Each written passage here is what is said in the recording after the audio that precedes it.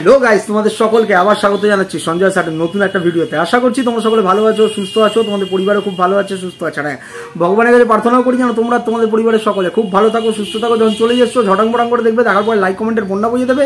আর যারা এখনো চ্যানেলটিকে সাবস্ক্রাইব করে দিই তারা পটাং পটাং করে সাবস্ক্রাইব করে দেবে। করে দেওয়ার পরে পাশে বেল আইকনটা রয়েছে, ওটাকে টিপে অল নোটিফিকেশন অন করতে ভুলবে না, ঠিক আছে? তো চলে আসি ভিডিওর মূল বিষয়বস্তুতে। আমাদের ঘোড়া চিটিংবাজ, দালাল চিটিংবাজ, পরকীয়ার প্রমোটার, মানে পরকীয়ারত ক্রিয়েটারদেরকে এক ঘরে ঢুকিয়ে দিয়ে সেই ঘরের বাইরে বসে বসে গন্ধ শোকা, আওয়াজ শোনা, সেইগুলো করে বেড়ানো ক্রিয়েটার, বুঝতে পেরেছ? তার থেকেও বড় ব্যাপার ডিজিটাল ভিখারি, তার থেকেও বড় ব্যাপার চোর চিটিংবাজ, নিজের ভালোবাসার মানুষদেরকে দিনের পর দিন ঠকিয়ে OnePlus ফোন কিনে লুকিয়ে রাখা যে চিটিংবাজ, সেই চিটিংবাজ এমনকি চিকিৎসার নাম করে টাকা লুটে সেখানে গিয়ে যে কি করে বেরিয়েছে সেগুলো তোমরা জানো। এতদিন পর্যন্ত এত কিছু লুকিয়ে চুরিয়ে রেখেছিল, তোমরা দেখেছো। মদ্য মাতাল একখানা বাড়ে গিয়ে কি করে তোমরা দেখেছো, কিভাবে উপার্জন করেছে সেগুলোকেও লুকিয়ে রেখেছিল, তোমরা দেখেছো। তো সবকিছু তোমাদের সামনে পরিষ্কার হয়ে গেছে। সে এখন নেমে পড়েছে। আমি প্রতিবাদ করতে বলেছি, সে করবে কি করবে। তোর প্রতি ফাঁদের 108 মারি, তুই প্রতিবাদ করতে জানিস? তুই প্রতিবাদ করতে জানিস? বেজনমার বাচ্চা, ডিজিটাল ভিখারি, চিটিংবাজ, ভেড়াকে নিয়ে লোককে লোটার ধান্দায় ব্লগ চ্যানেলে ব্লগ করে করে নাটক দেখাতি, বুড়ো বয়সে ভীমরতি ওঠা নাটকগুলোকে দেখাতিস, আবার লজ্জা করে না বলতে?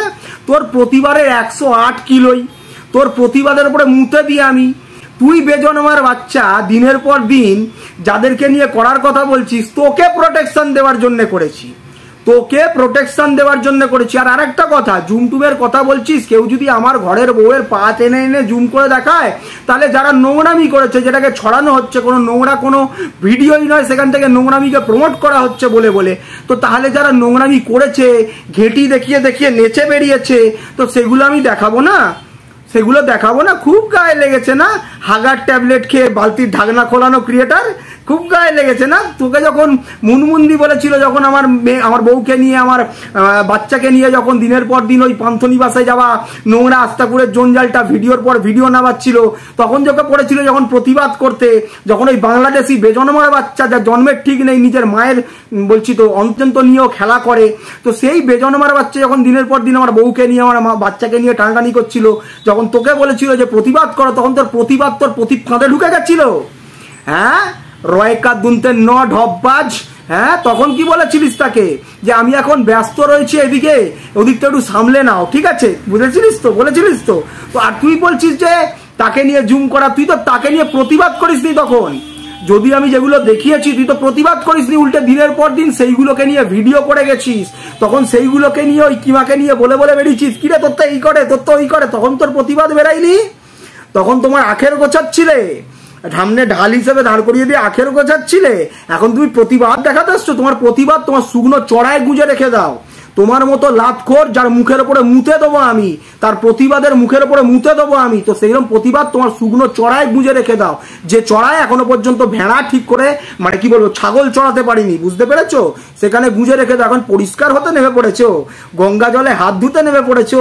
আরে তোদের মতো আলবালদের দরকার পড়ে না, তোদের মতো আলবালদের দরকার পড়ে না। আমার প্রতিবাদ আগাগোড়ায় ওয়াইটিতে আমি একাই করে এসেছি। আমার ঘরের লোককে যখন টেনেছে আমি একাই লড়ে এসেছি, আর কিছু দিদিরা, কিছু ভিউয়ার্সরা সেটা প্রতিবাদ করেছে, সেটুকুই অনেক। তোর মতো লাতখোর চিটিংবাজ ধান্দাবাজের কোনো প্রতিবাদের দরকার পড়ে না আমার। ওর মতো আলবালকে আমি বুঝে নেবো, যাদের এতদিন অব্দি বুঝে এসছি। যখন পেরে উঠতি না, মেসেজ করতি না, ওকে দেখো না, ছুলে দাও ভালো করে।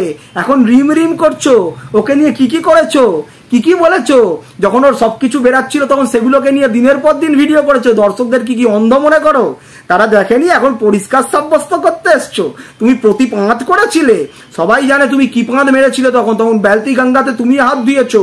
আমরা কোনো কিছু বের করে এনেছি, তুমি সঙ্গে সঙ্গে তাকে পানুমাসি বানিয়ে দিয়েছো, বুঝতে পেরেছো? তাকে পানুমাসি নামটা আমরা দিইনি। সে যেগুলো করেছিল সেগুলো দেখিয়েছিলাম এনে, যে এই জিনিসগুলো করছে, তুমি ডাইরেক্ট তার স্ট্যাম্প মেরে দিয়েছো পানুমাসি, বুঝতে পেরেছো? আর কেউ ক্যামেরার সামনে নিজের প্যান্টু দেখাবে খুলে, সেটা বিরাট বড় জিনিস করবে, তো সেটাই এনে দেখিয়েছি। নোংরামো করেছে তার ঘরের যে ইংলিশ কোম্পানির মাল, তার সেইটাই এনে দেখিয়েছি।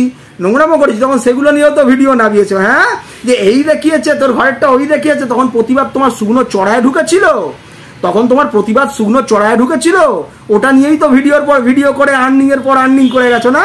একটার পর একটা জিনিস আমি নিয়ে এসেছি, আর সেগুলো নিয়ে দিনের পর দিন ভিডিও করে করে তাদেরকে নাস্তানাবুদ করার জন্য কন্টিনিউ তাদের উপরে চড়াও হয়েছে, তাই না? এখন তুমি প্রতিবাদ বাড়াতে এসছো, তোমার গুঁজে রাখো শুকনো চড়ায় তোমার প্রতিবাদ। চিটিং বা চোর, ডিজিটাল ভিখারি।